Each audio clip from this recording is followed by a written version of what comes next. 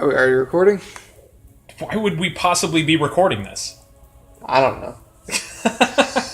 Well, that Batman sure looks Menacing. Well, I don't know. He looks stoic. He's brooding. Oh, is that what he's doing? Yeah, that's what Batman does. Well, hello everybody. My name is Chris. My name is Gary. He's Gary, also known as the SpongeBob Snail. Yes. That's my prison nickname, in fact. What in the hell are you playing, sir?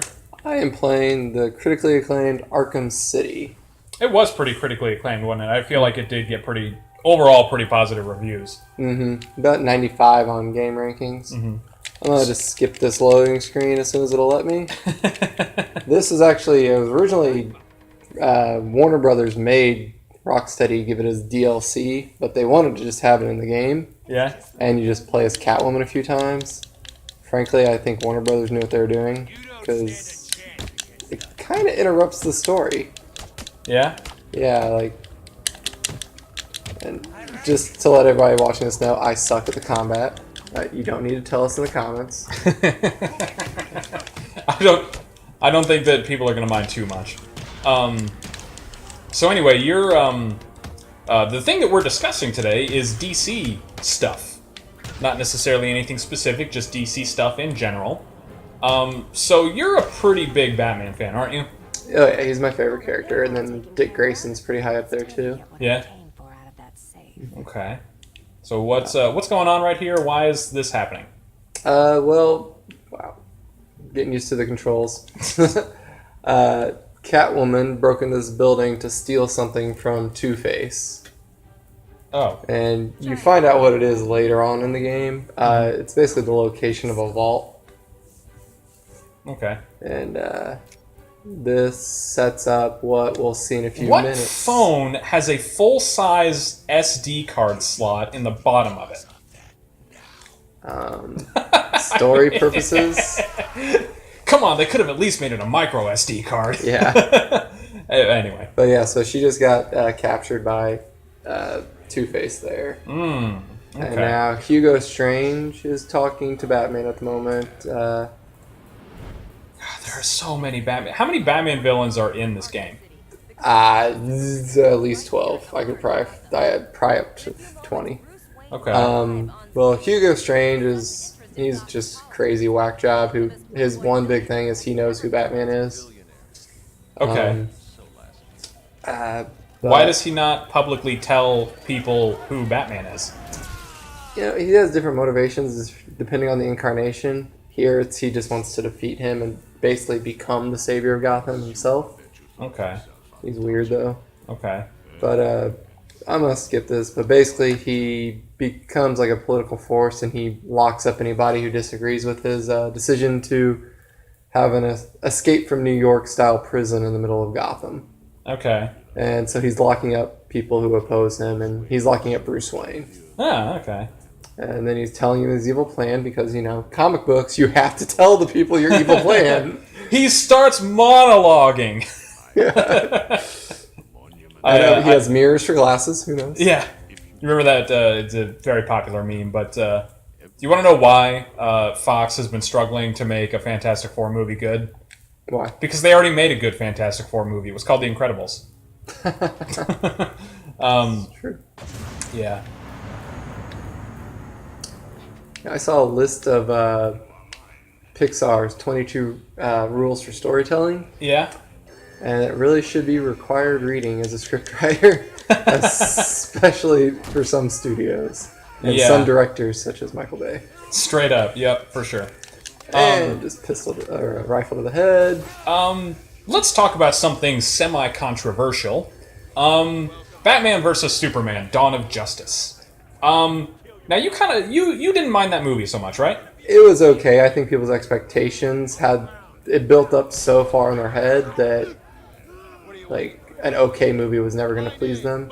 Yeah. And I think some deviations from the characters left them unsatisfied.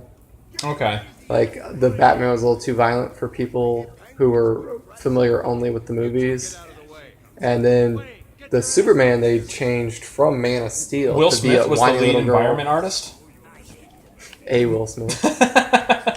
Sorry. Anyway. But yeah, so I just think it was too different from the Nolan movies. People had come to expect something from Batman. Yeah. So I didn't really mind the movie so much, but half of the movie I kind of liked, and half of it I really just didn't at all. And it really boils down to basically one half Superman, one half Batman. I didn't find Superman to be that engaging or interesting. See, they took away a lot of his good characteristics from Man of Steel, unfortunately. Yeah. Like, he had a lot of good characterization, and they really didn't touch on that. Really? Yeah, I didn't... I mean, don't get me wrong, I was okay with the whole, like... he's a god, how do we deal with this god complex thing? Which, it makes sense, that's a story beat for Superman, but it really just kind of became the only topic of discussion, Can we live with a god interfering with our lives? And that was basically what everyone talked about throughout the whole movie, and it just got kind of repetitive, and it stopped being engaging for me. Yeah. I think one issue that I had was just, like, how Batman goes about the fight is just ridiculous. Like, he's this clean and clinical, basically, surgeon of violence throughout the entire rest of the movie. Like, during the warehouse scene at the end, like, he barely throws more than one punch per... Like, he doesn't throw any unnecessary punches. And then the entire fight with Superman is unnecessary. Like, he should have just... As soon as he kryptonite him in the face with a grenade, he should have just ended it. But instead, he just toyed with him. Yeah, I remember that first, blow that he threw, where he left, what was basically a tripwire, and then Superman tripped over it, and then, giant sonic speakers started blasting his face? Oh, I meant the first time he hit him with the kryptonite, and he was weak.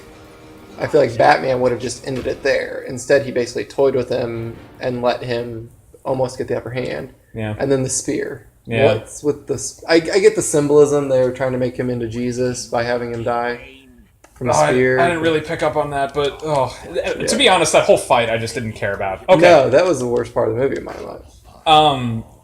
Yeah, it was kind of Wonder Woman was the best part of that movie. She's holding up the entire DC extended universe. Wonder Woman was cool, but I still feel like she just kind of had the character shows up out of nowhere dynamic, which I didn't love. Now you were expecting it, I guess, but I don't know. It just kind of felt like her role was a little bit forced and maybe written in after the fact. Okay, no big deal. But honestly, the reason why I didn't mind the Batman half of the movie is because they got away from this idea that Batman was this goody two-shoes, didn't kill anybody, doesn't use guns kind of guy that we've seen in movies since Batman Forever. Now, it wasn't so much like that in Tim Burton's Batman movies, but still, he was a good guy, and he didn't kill people. Or whatever. They did. Guns and stuff. No, I know, but that's the early Batman movies. I guess... In Tim Burton's, he kills people. Yeah, that's true, you're right, I did forget about it, but it wasn't super... It was Schumacher, he went away from killing people. Right. And then Nolan... That's kind of just what it was really the animated series maybe that kicked that off. Would you say that? Yeah, and then Nolan's talked about him not killing people, but I think he kills somebody in all of them. And then it gets into the whole, theory of, is killing someone the same as letting them die because of, how Batman Begins ends. I tend to think that if you are letting somebody die, then you're kind of involuntarily killing them. Yeah, when you could easily save them. Yeah. And that's what I liked, though, about the new Batman vs. Superman Batman, and that's that they took this, I'm a goody two-shoes superhero, and then just, no, he's a psychotic, mass-murdering lunatic. And I kind of liked that. It was a breath of fresh air for Batman that we haven't gotten since, the mid-'80s, early 90s. I mean, it just makes sense. Like, he's not going to not kill somebody if it's going to increase the chance that he dies and is unable to save somebody. Right. But yeah, just the whole, the horrible murder rampages that Batman does in Batman vs. Superman were actually really good. Now, say what you want about Zack Snyder, but the man knows how to direct action sequences. Yeah. He's good at it. Well, and I always contend that Watchmen's a better movie than people say. Watchmen's not bad. See, there's an effect I call for Zack Snyder movies. Well, it's all movies, but I think Zack Snyder is the leader in it. It's the Snyder effect. That's my name for it. Okay. Where you have to see a movie more than once to appreciate it. Okay. Because every single Zack Snyder movie I've seen, I've liked significantly more the second time. Okay. Well, that happens to be a segue, sir, into what I like to call one-word breakdowns. Okay. So, the category, sir, is Zack Snyder films. Okay? So, the first one is one that people tend to forget about. And the rules are, of course, for anyone who's not familiar with this, you are given a category and you need to break down every subject in that category in one word or less. And you cannot elaborate it at all. So, the first one, Zack Snyder movies. Dawn of the Dead.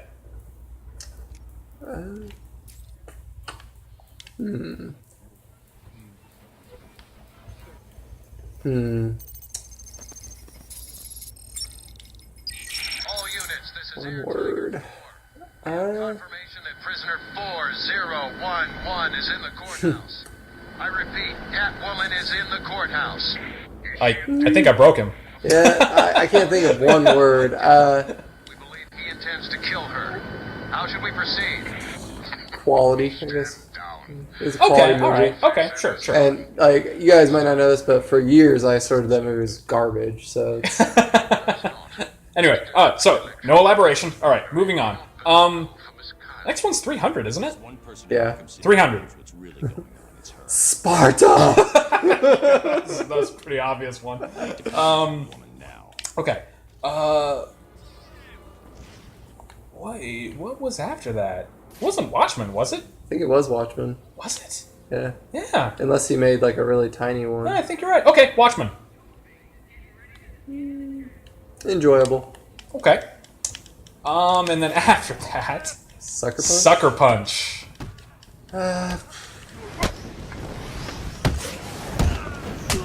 Disappointing. Yeah, okay. I love the fact that the physics make no sense. He just gets, like, bursts of huge momentum going, like... Every punch gives him more momentum. Did you know that's how it works? Well, in the opposite direction. Like, he punches and then just gets hardcore whiplash by just jolting backwards 20 Have you never been in a feet. fight? That's how it works.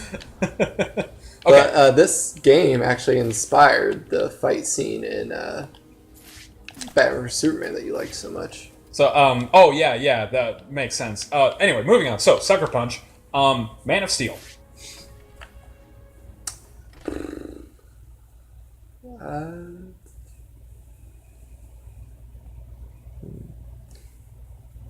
Surprising.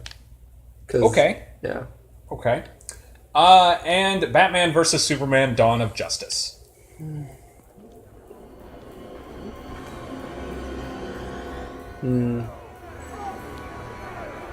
Mediocre. Okay. All right. Well, there you go. That was one-word breakdowns in the category of Zack Snyder movies. That's how we get respect. So, Mr. Gary, do you have any one-word breakdown categories for me?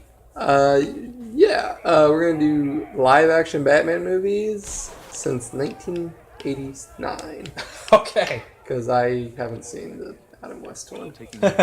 Right. All right. So we have Batman from '89. Atmospheric. Okay. Then was Batman Returns was next, or Batman? No, Batman Returns. Batman Returns, yeah. Iffy. Yeah. Then I think next was Batman Forever.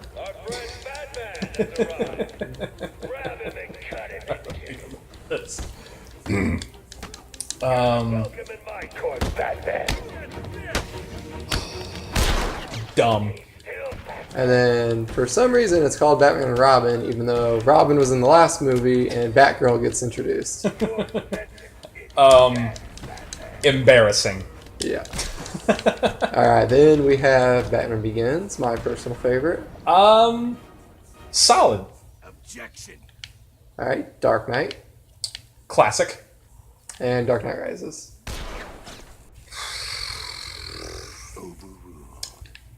Overrated. I gotta say it. I didn't know people liked it that much to be overrated. Hey guys, I messed up. And we're back. So I forgot to update, because we're actually playing on Gary's PS4 right now, not my PS4. And my PS4 was automatically set to record for up to an hour, but his, it was at the default, which is 15 minutes. So it recorded 15 minutes and then just stopped. But we were in the middle of one-word breakdowns, weren't we? Yeah, I thought we finished. But... Did we finish? Yeah, I guess I did say Dark Knight Rises. Mm-hmm. What about Batman vs. Superman? I guess, yeah, we could count that. I was just thinking standalone Batman movies, but... Right. Alright, what do you think on Batman vs. Superman? Oh, divisive. Yes. I think that's a pretty solid way to do that one. Mm-hmm. Oh, you know what? I just thought of something else, too. I never answered your question last week about my favorite Alien movie, or favorite movie with Alien, or with an alien or aliens in it. And I don't think I have any one singular answer because I don't want to put any one particular movie on any sort of pedestal. So I'm just going to give 5 of my favorites. Now, these might be subject to change a couple years from now or whatever, but these are ones that have just stuck with me for one reason or another, and I can rewatch them pretty much anytime. Okay? Okay. So the first one is kind of a cop-out, easy answer, and that's Alien. Oh, yeah. I mean, you don't really need to elaborate. It's Alien. I mean, it's a classic. Yeah, it's Alien. It's gonna be something watched 100 years from now. Okay. Number 2 is The Thing. Okay. John Carpenter's The Thing. I have not seen that in years. Is it actually established that it's an alien? Oh, yeah. Like, part of the whole thing is that they find a UFO in the ice. Okay. And, yeah, I mean, like, I think I've thought yeah, and 10 even the last time I saw that. And even the first, scene in the movie is of the ship crashing on Earth. Oh, okay. Yeah. So yeah, it is straight up an alien movie. Okay. And heck, even the original version from like the 1950s was called The Thing from Another World. Oh, okay. So yeah, it's fair enough. yeah. So The Thing. Number 3 is, I mean, it's not a perfect movie, but Star Trek First Contact.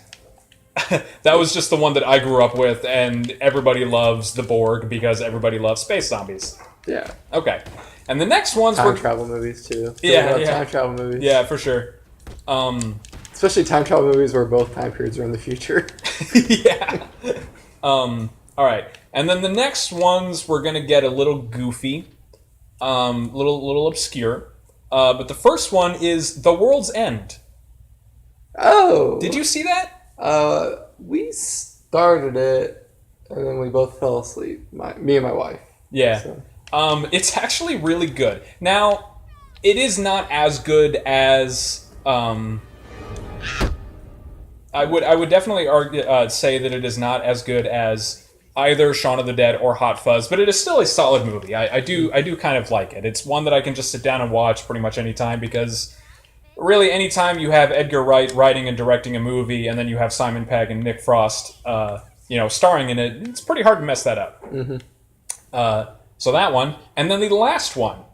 I'm not sure if it's a spoiler or not to say there are aliens in it, because part of the whole shtick of the movie is this sort of mystery aspect as to what's going on, basically. Mm-hmm. But I feel like the title alone and the history of it should really kind of let people know that there are in fact aliens in it. But 10 Cloverfield Lane. That movie is crazy good.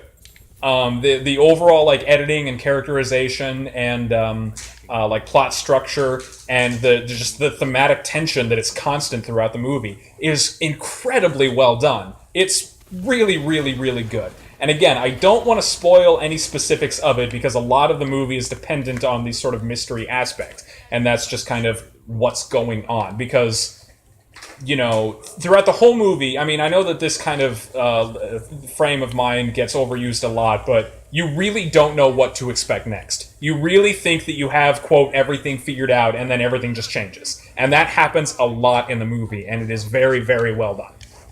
All right, fair enough. Yeah, I have not seen that yet. Mm-hmm. I actually thought you were going to say Knowing right there. No. There have been times you've defended that movie before. I actually recently rewatched that about a month ago.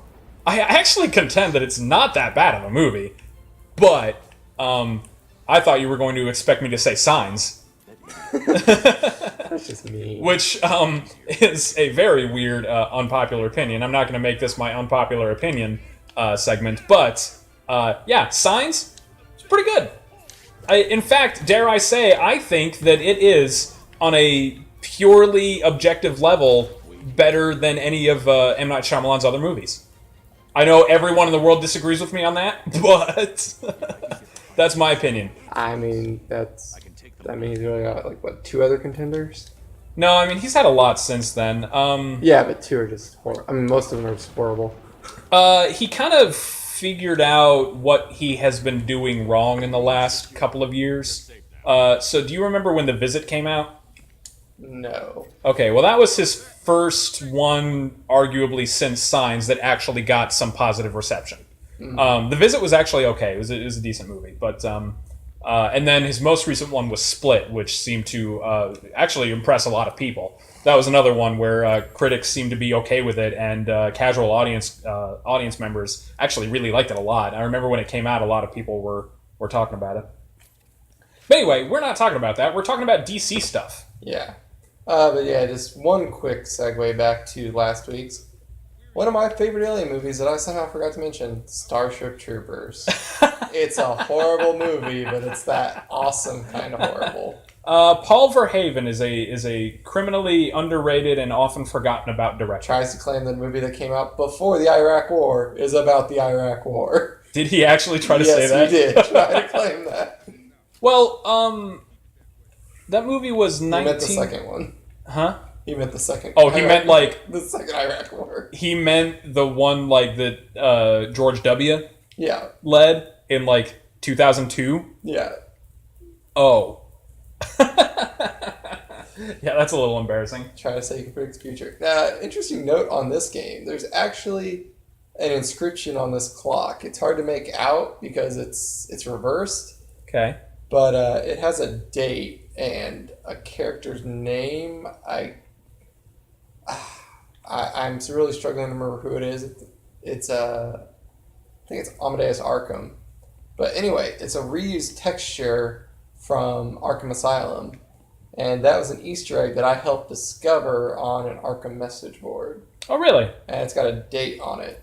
And 1022? Is that what it said? I think 1922 or 1822 maybe. 1922. Yeah, okay. But yeah, right. It's a reused texture.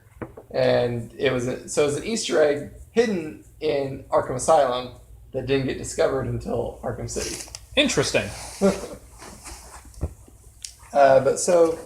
Alright, so with DC, I think any conversation's got to include the new DC Extended Universe. And let's be honest, they were making a lot of money, but they were really struggling to get the fans hooked the way that Marvel's done. I think the problem is that they've got a little bit of an identity crisis kind of thing. So I honestly think that one of the reasons why the first 3 movies were what they were was because they wanted to try to tell their own thing, but have it be something that was unique and different from Marvel. So by the time Man of Steel had come out, Marvel already had their formula pretty locked down. Yeah. They were solid. So when they tried to make, this moody, atmospheric Superman that was kind of counter to what Superman was as a character, it didn't really resonate with a lot of Superman fans. Yeah. And I think that was the problem. So they were trying to make something that wasn't just a Marvel movie. They didn't want to make another Captain America because arguably Superman's shtick is that he is a very, very ethically good person. That's his character. So because that had already kind of been done with Captain America, they couldn't just recycle that same thing. So I think that they were basically thinking, all right, well, let's do what we did with Batman and apply it to Superman. The problem is that doesn't work. I think that they just didn't really take into account that actual hardcore Superman fans weren't going to like it. So there was that. Well, and I think a lot of that, too, is hardcore Superman fans were just being whiny little fanboys, because one of their main assertions was Superman doesn't kill, but if you read the comics, he kills. Yeah.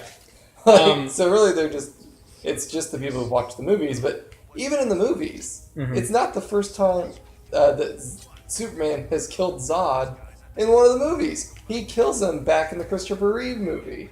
Oh, really? He throws him down, he takes away his powers and throws him down an ice cavern. Yeah, he did.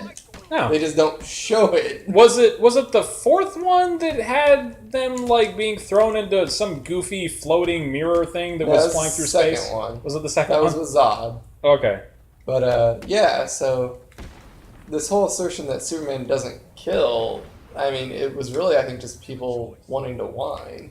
Well, I think the other thing too, because I do have a friend who's pretty into Superman as a character, who basically didn't like the fact that they turned him into this like moody, violence-driven guy. And basically one of his main things that he liked to cite was one of the more popular moments in the comics where like some girl was like wanting to kill herself, so she was about to like throw herself off of a building. So Superman was the one that talked her down by basically saying, "You're a good person. There's good people in the world," and blah blah blah blah blah. And it wasn't. And the whole thing was that it had nothing to do with his superpowers. It just had to do with his code of ethics and his morals. And basically, that was what Zack Snyder forgot about with the character. At least that's what this friend of mine was claiming. Yeah. Which makes sense. But again, my whole thing was that I think the reason why they didn't do that was because Marvel had already made Captain America.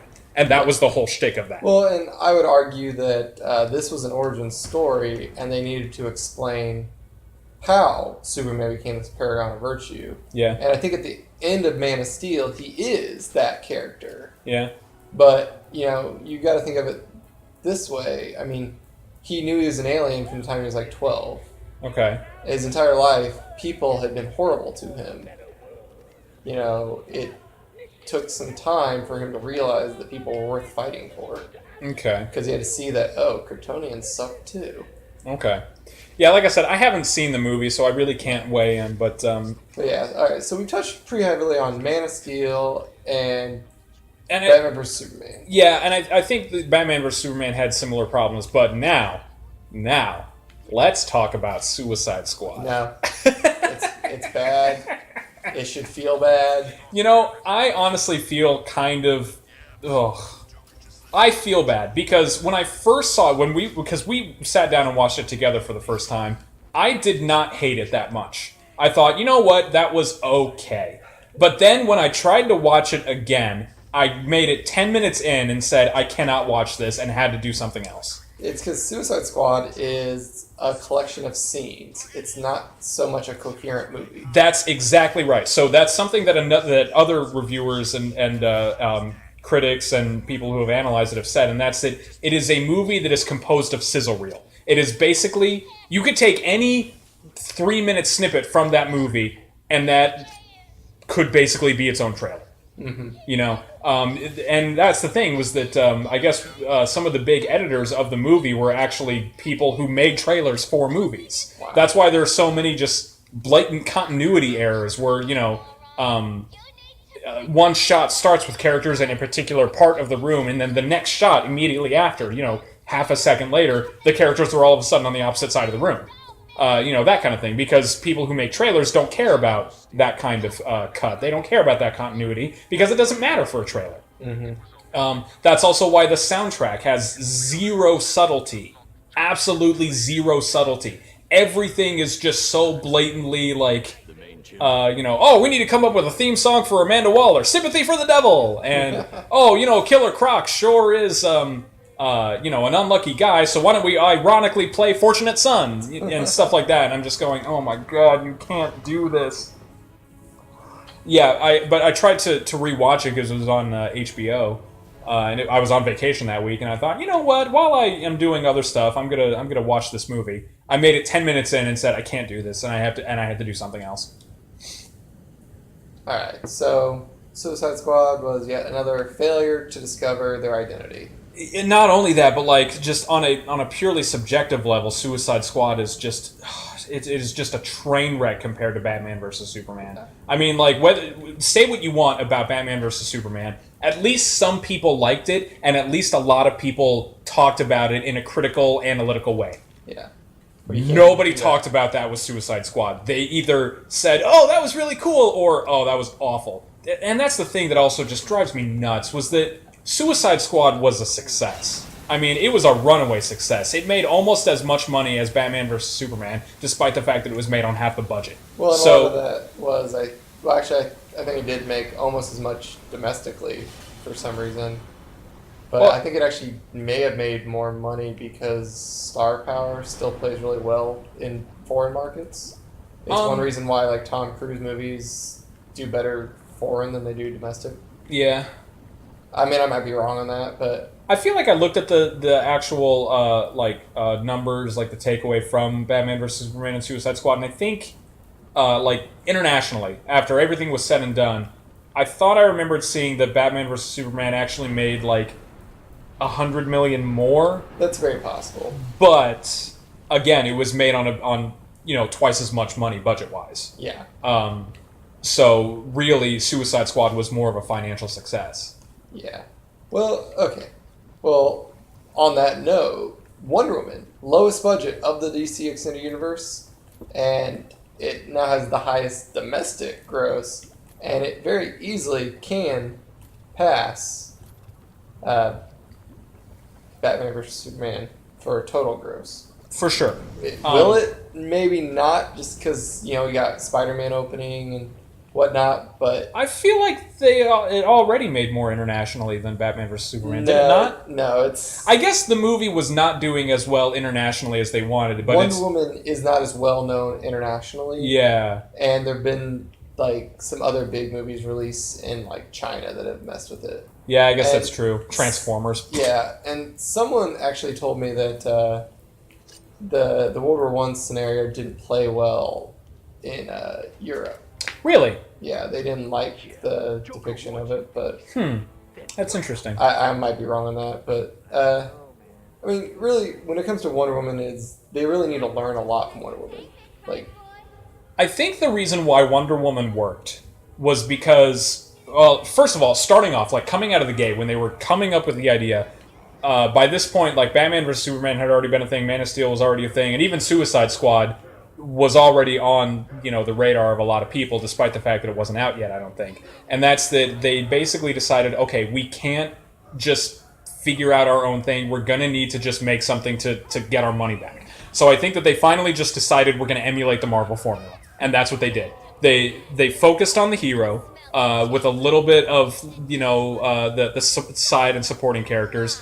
They established the origin story relatively well, even if I honestly didn't love it that much. It was still, simple and well established. And then they had a really, really simple plot, and they didn't focus on the villain at all.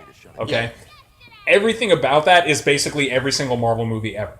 I watched multiple people basically say Wonder Woman is the best Marvel movie that DC has ever made. Which is really not, and I want to preface everything here too by saying that is not a bad thing. It's honestly fine that they just said, all right, let's make a Marvel movie, because they needed to do that. I mean, ultimately it's fine because, we needed to get, a female superhero that got as much attention as all of the Marvel superheroes. Well, and that's totally fine. And I think DC has figured out, okay, yes, we have these cool villains that we want to showcase, but let's not showcase them in the hero movies. We'll make them their own movie. Yeah. Because Suicide Squad is not the only villain movie they have planned. They are planning a Lobo movie for Superman, and I think someone said they're planning Gotham City Sirens, which is three women villains from the Batman universe. It's Harley Quinn, Poison Ivy, and Catwoman? Yep. Is that correct? Okay. Now that one surprises me because isn't David Ayer directing it? Yeah. So it's going to be like a spiritual successor to Suicide Squad. I'm really surprised that David Ayer is still on board with Warner Brothers, because they kind of butchered his vision of Suicide Squad.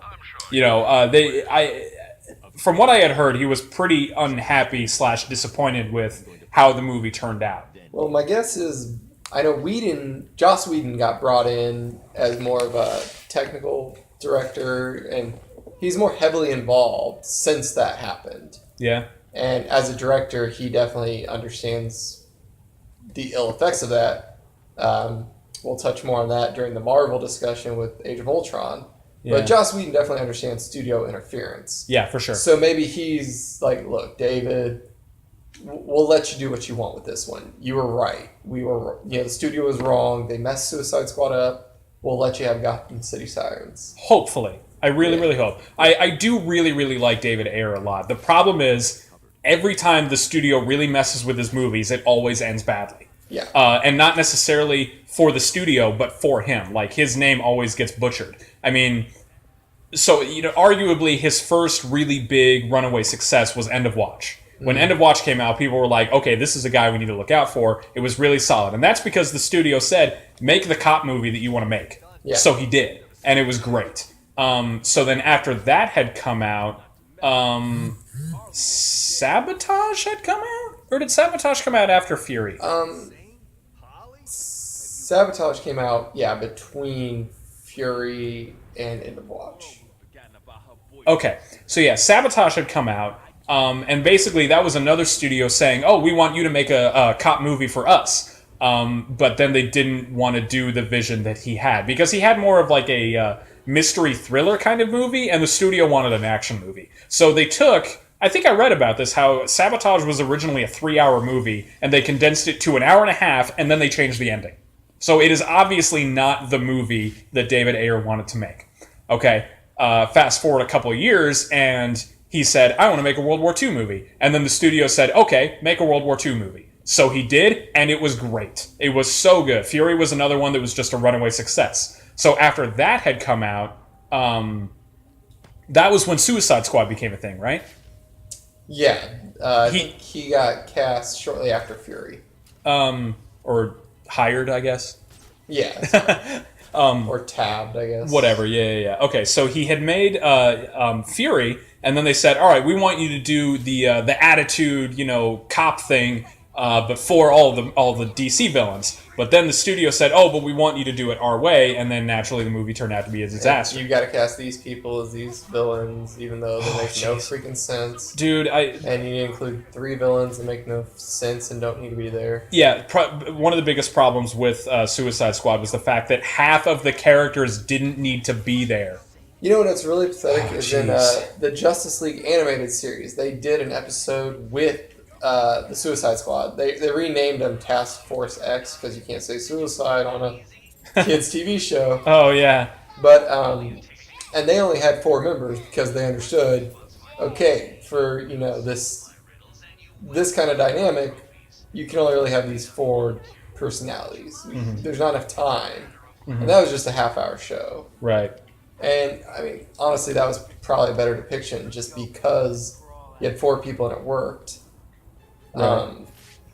But, I mean, I guess going back to what I hope to see from Justice League, I hope that the lessons they learned from the previous movies continue to be applied to the Justice League movie, and I hope that Joss Whedon's experience with superhero movies, quite possibly doing the best team-up movie ever in Avengers, can be applied. Yeah.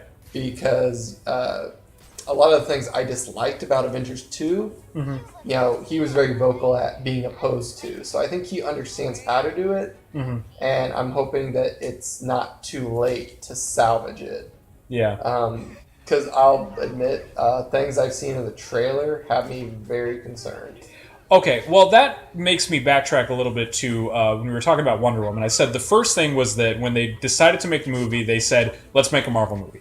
The second thing that made Wonder Woman good was the fact that once they had a vision in mind, they stuck with it. Mm-hmm. Okay? They didn't, do different things. The biggest problem, I think, one of the problems with Suicide Squad is the fact that halfway through making the movie, they decided to make another movie. Yeah. It was originally supposed to be like, kind of a thriller mystery kind of thing, and then they said, you know what people really liked recently? Deadpool. So why don't we make this movie really goofy and, entertaining and funny? So then they just completely changed the tone of all of the reshoots that they had done. Yeah. So I think that was the problem there. With that being said, I kind of hope that they just have something in mind and they stick with it, because most of the time when superhero movies do dramatic reshoots, well, I won't even say most of the time, but a lot of the time when superhero movies do dramatic reshoots, doesn't really work out for the movie. Yeah. You know what I mean?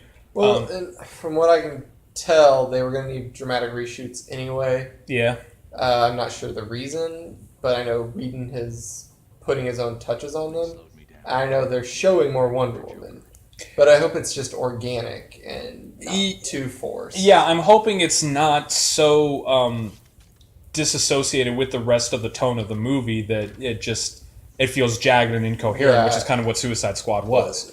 Half of the time it was trying to be a gritty, serious, movie about villains, and then the other half of the time they were all just a bunch of freaking whiny clowns. Yeah.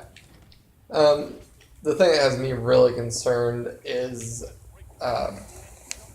it's supposed to be this Justice League, but the Justice League has Superman in it. Yeah. And they've not even shown him in the trailer, so I'm really concerned he's going to just show up at the end and save the day, and it's going to be really forced. I thought that they had kind of determined that Superman is going to be in the movie, just nobody really knows to what extent. Yeah, that's what I mean, and I'm just concerned he's going to show up at the very end, save the day, None of them could do it, but he shows up, and 5 seconds later it's over. Yeah. I don't know. I can't really weigh in on that. I mean, I'm still convinced that Green Lantern is going to show up. Oh, jeez. Because, not the Ryan Reynolds Green Lantern. No, but we're going to need to talk about that. We will next. we need to have a discussion, Gary. But at the beginning of Wonder Woman, they show 7 characters, and it's the 6 we know about being in Justice League, and then Green Lantern. Mm-hmm. And then the very first promo materials for the Justice League movie were Unite the 7. Oh, yeah. So I think they realized they wanted to have a big surprise maybe in Justice League. And they thought that having Green Lantern just show up like, hey, what's going on here? This is my planet. Despite me being human, I'm just now looking into the trouble. Yeah, for sure. Which is a lot more logical than having 5 Green Lanterns from one sector and they all happen to be human. Right. Like the comics tend to do. So, you've probably seen the Green Lantern movie more times than I have, because I've seen it a few times, but it's been a while. Oh, I think I only watched it once. Oh, really? Yeah, I watched it once in theater. I remember seeing it with you in theaters. Yeah. I think I had actually seen it a second time in theaters, because either my mom or my dad had wanted to go see it, so we saw it together. What do you think went wrong with Green Lantern? The Ryan Reynolds Green Lantern movie. They tried to have too many villains. I think when you're introducing a character like that for the first time, you should only have one villain. Think what Wonder Woman really only had the one villain. It was just they were mistaken who they were looking for. They had Ares. Yeah, and then the Germans. Well, I agree and disagree because, yes, Ares, but I would also argue that they tried to put a little bit more emphasis on Dr. Poison, and it just didn't work. Nobody cared about it. Well, I just always felt like she was a minion. Yeah, I think that they wanted to kind of make her more of a serious character, or a serious side character, and it just didn't work. Yeah, and I think they actually did cut down her role in post-production because it didn't work. Yeah. But I think Green Lantern, they should have just had one main villain. For the purposes of the story, I think it's got to be whatever the big cloud thing that looked like Galactus was. What was that alien guy? I mean, Parallax. That was it. Yeah. Oh, but who else was in there though? I thought it was just him. Dr. Hammond, the guy with the giant head. Oh right. But I didn't like how quickly that Sinestro turned from the Green Lantern. It was literally 5 seconds, and he's like, "Oh my God, we gotta use fear."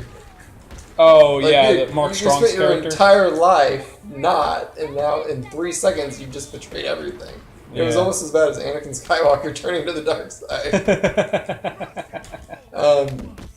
So that was one problem I had, and then I think the visuals were just really bad.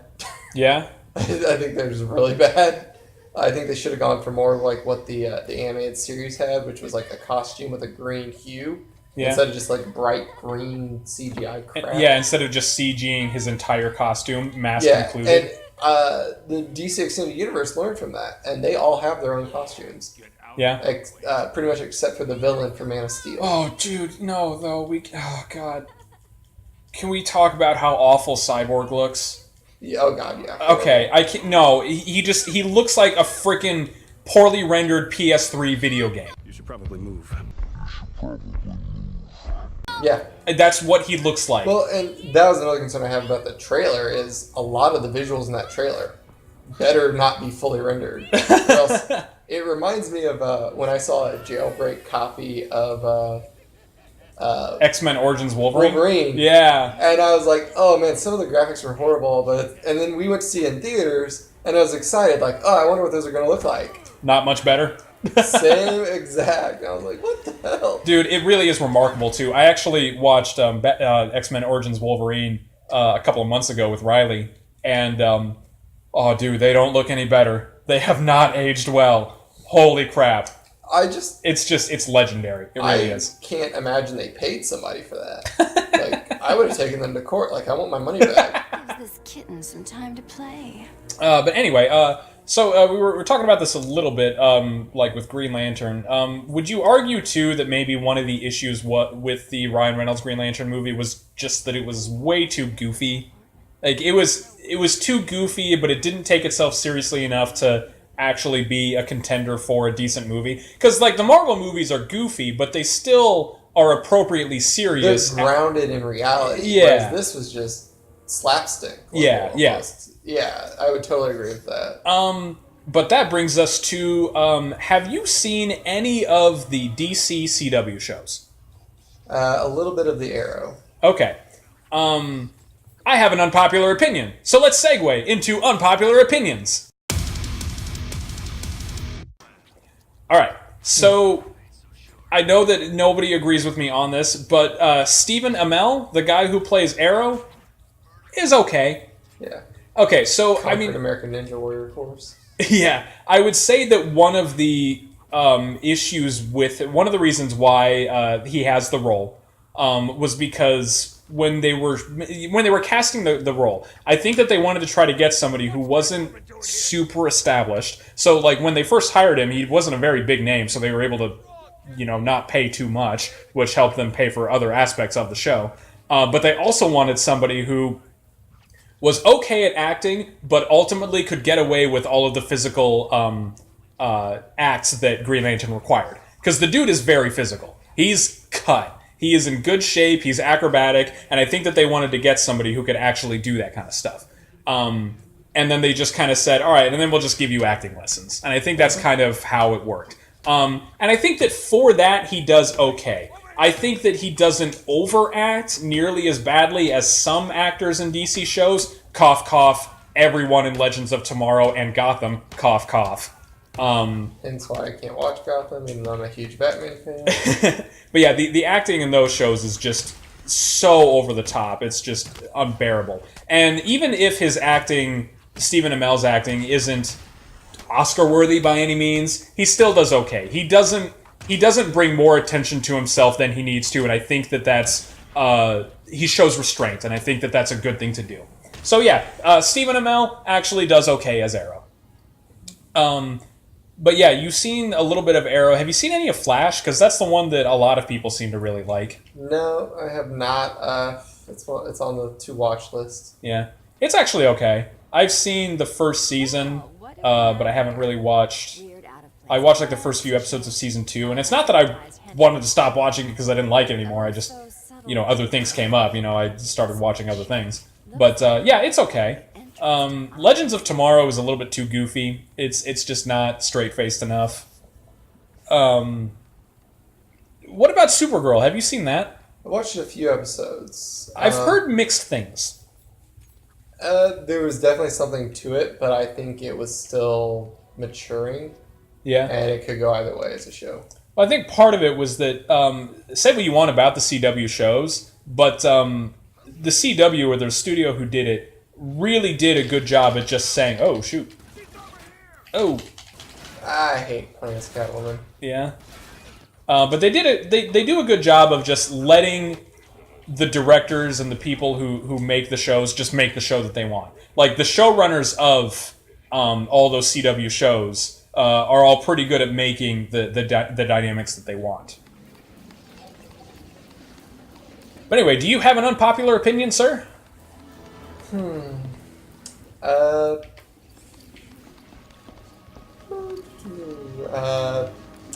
Yeah, I'm gonna say the Jared Leto Joker was not as bad as people are saying. Don't get me wrong. Dude, you are going to have to elaborate on that because I couldn't stand him. It was not good. I get what they were trying to do, I guess. Yeah. And they came up short on it, but I'm willing to give David Ayer the benefit of the doubt because, Jared Leto said that they left enough of his scenes on the cutting room floor to make his own movie. So when a lot of my problem with the character is that he wasn't really fleshed out and explained. To go up against Ivy without the rest of my kit. Oh, shoot. Doesn't let you open that door? What? I was supposed to go back to her apartment and get something. But, because I'm not listening. But yeah, so I actually do hope that, David Ayer gets a chance to explain his Joker. Yeah. And let's be honest, if they're going to have a Batman universe, they're going to have the Joker involved at some point. Yeah. So they're going to have to, and since they've already committed to the character. Yeah, they've got to figure out something. I'm actually surprised they didn't let him do a Joker cut. Or make him do a Joker cut. Yeah. Because, you're now at the point where you have to explain the Joker before you can use him. Right. So, honestly, my thing, though, is that I didn't mind the character so much of the Joker. Now, yeah, they didn't elaborate on him at all. He wasn't well told by any stretch of the imagination. But even that aside, I think that it was just, Jared Leto was just trying way too hard. He was doing such intense method acting that it was just way too obvious.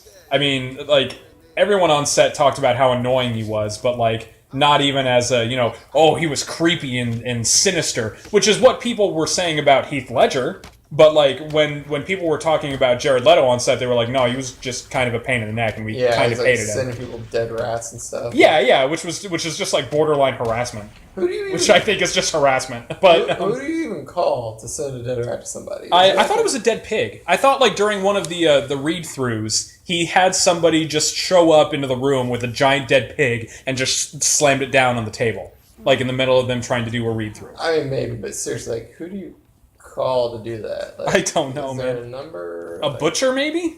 And just pay him a bunch? Yeah, I have no idea. Okay. But anyway, There's your superfluous look down her shirt shot for whatever reason. Yeah, I don't think they really did a good job of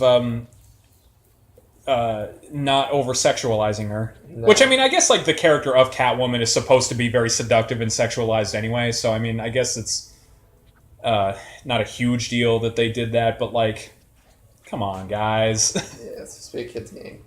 Well, is this a kid's game? Okay. So, it's 13.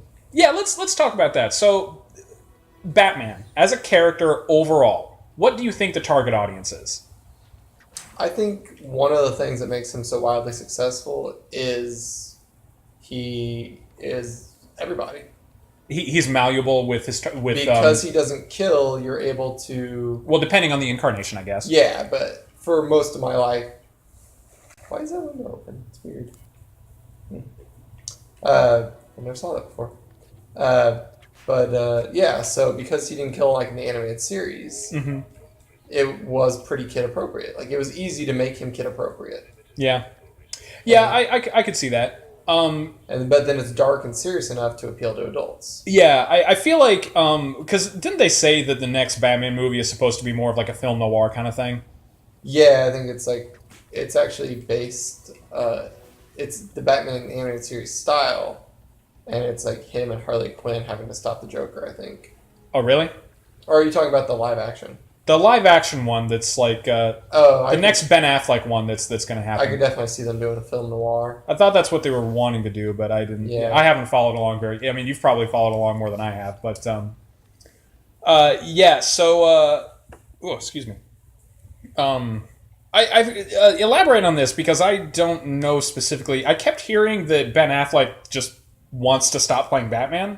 Is that true, or what's going on? I haven't heard too much about that. I know he dropped out of directing it. I think his life's just a mess. Yeah, I had heard that.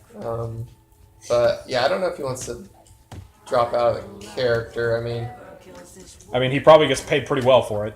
Yeah, and I can't imagine he really wanted to do it when he signed on. So I think if he doesn't want to do it now, it's just because of family reasons. Yeah, because he's like going through a divorce right now and a bunch of other Yeah. stuff. Yeah. Which kind of sucks. I mean, dude, I feel the worst for Zack Snyder. I mean, Oh, like yeah. the reason why he left, Suicide Squad, Justice League really is like just depressing and heartbreaking. I mean, I don't really want to joke about it because it's not. I didn't even hear about it. I know, right? You really have to think about like who is his publicist, because he did a good job of doing that. As soon as the first thing that I had heard about, oh, his daughter killed herself, and that's why he wants to stop doing the movie. I thought, really? That seems a little far-fetched. But then, like, no, it became a public thing, yeah. And the thing that, surprised me was that it had happened months before that. Mm-hmm. And I thought, what? Like, how has he been able to continue working on this? It happened before principal shooting even happened on Justice League. Yeah. That's just... I feel terrible for him. Like, I've never been the biggest Zack Snyder fanboy, but I've never really thought like, oh, you ruined my childhood. And that's the thing, is that I can't help but think... Michael Bay ruined my childhood. I can't help but think that... Because, I'm sure that his daughter was going through whatever, emotional problems, things that she was dealing with, I'm not even remotely in a position to weigh in on that at all. But I can just only think to myself...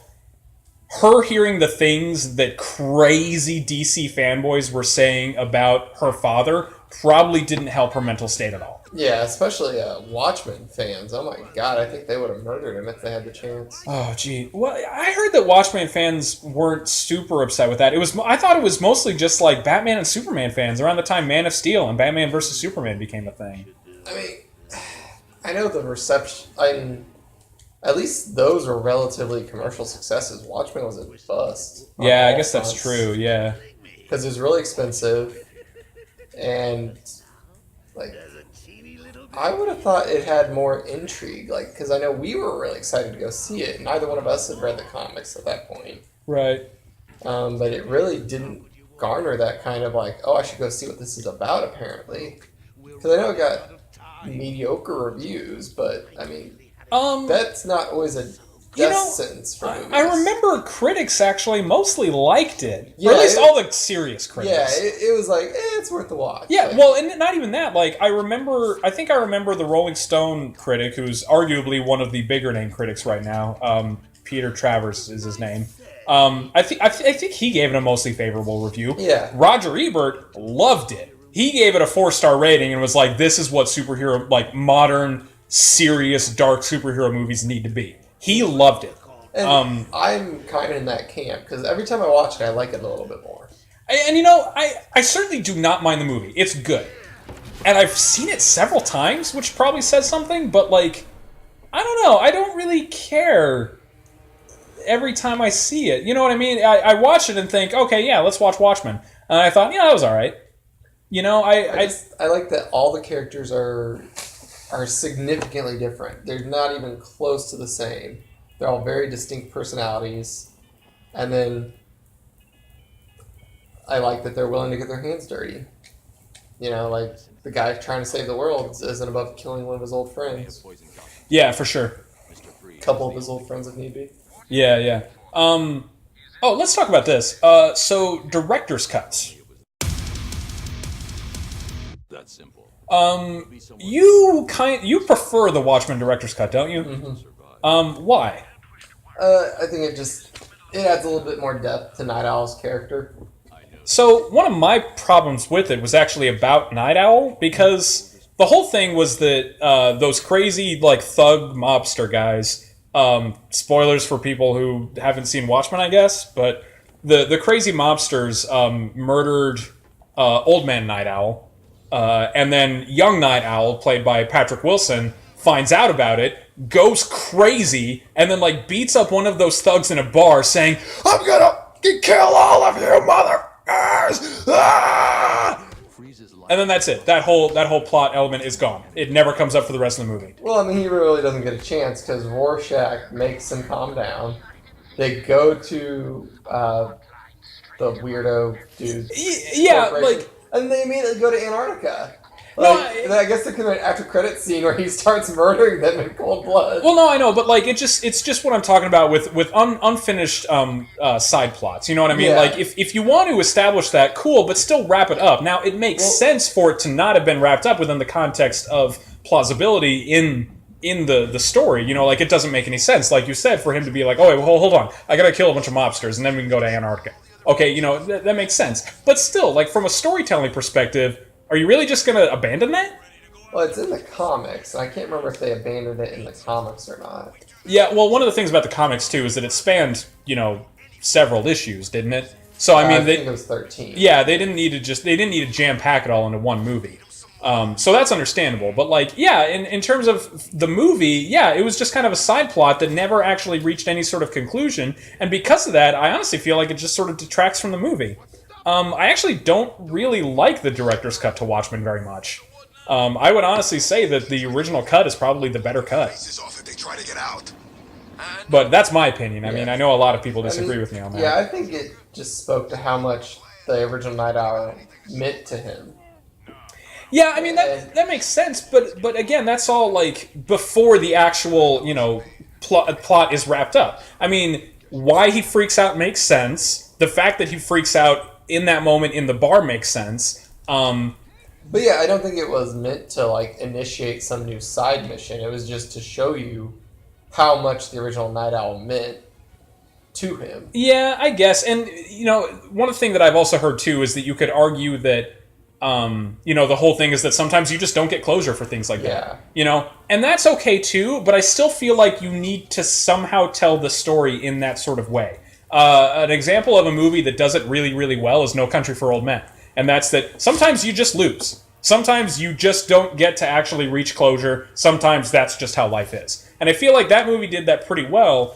And I don't think that's what they were going for here. But that's honestly the only thing I could think of. But even with that regard, like, it still wasn't that engaging, you know? But, you know, that's me. Yeah. So... Now, a director's cut that I do think made a big difference, like without a doubt made a big difference, was Batman vs. Superman. Yeah, tell me about that, because I only watched the theatrical cut for the movie. I didn't watch the director's cut. They do a better job of making it Batman versus Superman versus just Batman attacks Superman. Yeah? Because I thought the theatrical cut was really just Batman going psycho and trying to kill Superman. Yeah, they didn't do a super great job of... In the director's cut, it was more of a mutual, like, I'm going to screw that guy over. Yeah. Take him out. Now, on one hand, I could understand Superman's reasonings for wanting to take down Batman, but honestly, like, Batman freaking out against Superman was really non-logical. I mean, I get that he was having the nightmares of, like, Superman, you know, destroying the world through a dystopian nightmare and all that, but, like, that was still a nightmare. It was a dream sequence. Well, still, he sees this creature that can destroy the world if he wants to, and he felt like it was too much of a risk. It's like if your crazy neighbor had a nuclear bomb, you know? Yeah, but I feel like he still had enough logic and reasoning to determine that, okay, even if this guy is an unkillable super god, judging by the things that he has done, he's not that bad of a guy. He's trying to do good for the world. And for him to just be like, yeah, gonna need to bring an end to that guy. What? Why? I mean, maybe... you know, I don't want to just be like... I think that's where, you know, he saw for himself how destructive this guy could be, and then he was having the nightmares from the future that convinced him that he was going to go rogue and destroy the world. Yeah, also, the nightmares from the future, would you like to elaborate on that? Because... That gets better explained in the director's cut, too. Yeah. You were talking about that. In the theatrical cut, you just see the Flash say, like, oh, am I early? I'm early. But there's a longer bit of that conversation in the director's cut. Yeah, I remember when Flash showed up, or I mean, I guess you're supposed to just know that it's Flash. I mean, they didn't really do a good job of showing that it was Flash. And I'm, you know, a huge DC fan. But in the director's cut, it's a little bit of a longer conversation, and you're able to figure out that this is the Flash from the future. Right. And he was just showing Bruce, you know, what the future is holding. So the nightmares that Batman was having weren't just nightmares. They were visions of an actual future, but it was like a possible future that Flash was trying to show him through some way? Yeah, it was a future,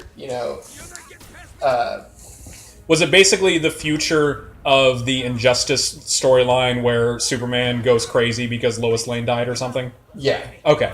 Because he basically said something about it's Lois. It's always been about Lois. Mm-hmm. So basically, I mean, you've seen it so many times where Lois Lane dies or you think she dies and Superman goes rogue. Right. The Superman the Animated Series did it. Yeah. The comics have done it. Injustice did it. And there's something else I'm forgetting.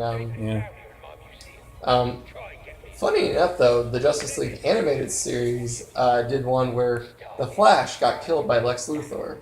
And that made the entire Justice League go rogue, and they became the Justice Lords. What? Yes, and it was epic. Like, yeah, and then Flash was like, I mean, I get it's me, but really? This seems like a bit of an overreaction. Well, on that note, we're actually coming up on an hour here soon, so we'll probably need to reach our conclusions. What other DC stuff do we want to touch on? I mean... Alfred. Hello, sir. Have you retreated? I guess just Batman the Animated Series, greatest cartoon I think ever. For kids. I don't know, man. Well, I mean, I'm not really in any position to really judge that because I've never watched it. So I definitely cannot confirm or deny that. That being said, Gargoyles was pretty sweet, man. No, I know. I watched Gargoyles.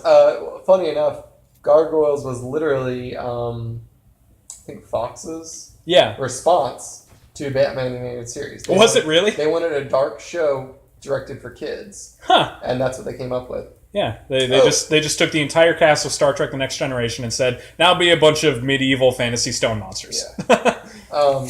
On that note, I've always thought that a Gargoyles game that was based similarly to Arkham, and then a little bit of Breath of the Wild influence could be really epic. There was actually a Sega Genesis game. Well, a Sega Genesis and Super Nintendo, I think. There was a Gargoyles game. It was like a side-scrolling thing where you played as Goliath, and I remember like the way that he moved around was pretty cool. It kind of reminds me of how like Batman is doing his crawly thingy here. Mm-hmm. Yeah, that was pretty sweet. Yeah, Batman animated series apparently was very good, but again, I have not watched it, so I can't really weigh in. Well, and its quality, like, overall, I think its quality was really good, but there were dips in quality because it's actually 3 series. Like, it was, There was Batman the Animated Series. Was Batman Beyond part of that? That was new, but Batman the Animated Series was even 3 different series. Oh, really? And after Season 2, they wanted a heavier emphasis on Robin. Okay.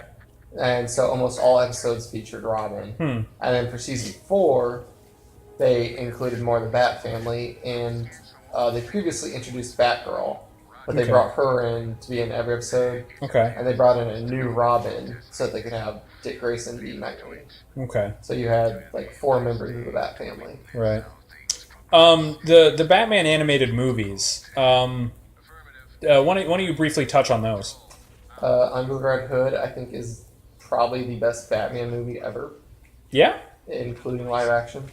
I saw a YouTube video. I was actually I told you about this, but there's a YouTube video where a guy talks about how Mask of the Phantasm is the best Batman movie ever. Like, not the best movie that has Batman in it, but the best Batman movie, if that makes sense. But you think that it's Under the Red Hood?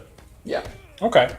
And I mean, it's just a very powerful story. And my thing with Mask of the Phantasm is I didn't like that they gave the Joker a name. That's always one thing that's really irked me. Oh, really? I've always liked the whole mystery of, like... You don't get to know who he is. Yeah, he's chaos. You don't get to know who he is. Well, I think it's kind of symbolic for he was not a thing until Batman became a thing. Yeah. So the fact that he was a gangster previously in life is irrelevant. Yeah. Doesn't matter. Well, and it's nothing about that. And yeah, the mystery was one of the engaging things about him. Something about Mask of the Phantasm is they sort of make it to where Batman makes him Or no, I got that wrong. My bad. I'm getting mixed up. That's the 1989 Tim Burton movie, that's sir. one I don't like where they make each other. Yeah. So yeah, I'm getting mixed up. But yeah, I really just didn't like that they gave him a name. That's Yeah. something I've always liked about the Joker is he's this force of chaos. Mm-hmm. He doesn't need a name. Yeah, he's not a person. He's a thing. Yeah. He's a concept. Right. Much like Batman's a concept. Yep. It's a good way to look at it. One's order, one's chaos. Yep. Well, and on that note, I think that we're actually going to call it a night here. So, everybody, thank you for watching. You're all lovely people, I assume. I guess I don't know any of you. I'm sure there's one or two of you questionable characters. Yeah. I'm sure one of you listening right now is probably... And you know who you are. Jeffrey. I hope there's a guy named Jeff who's listening to this and going, oh, they know! They know! He's closing tabs on his computer as we speak, people. So yes, thank you everybody for watching, and if there's any category, concept, premise, or anything you would like for us to discuss, please let us know in the comments. Please let us know if you disagree with anything or everything that we say, and tell us how horribly wrong we are about everything in the universe, because, well, that's how discussions are had, to be honest. That's the internet, folks, let's be honest. It was supposed to be this great dialogue for ideas, but instead we'll argue about comic books. Have a good night, ladies and gentlemen. Have a good night. Hit the share button twice.